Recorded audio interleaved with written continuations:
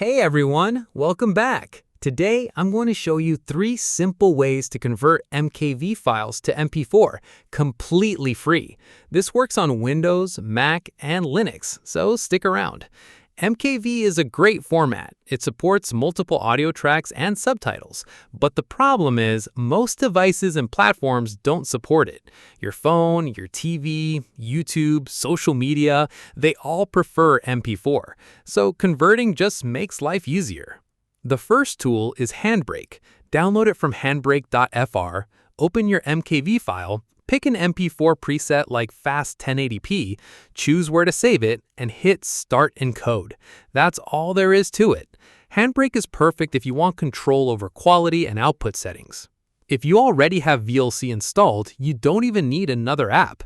Go to Media, then Convert/Save, add your MKV file, choose the MP4 profile, pick a destination, and click Start.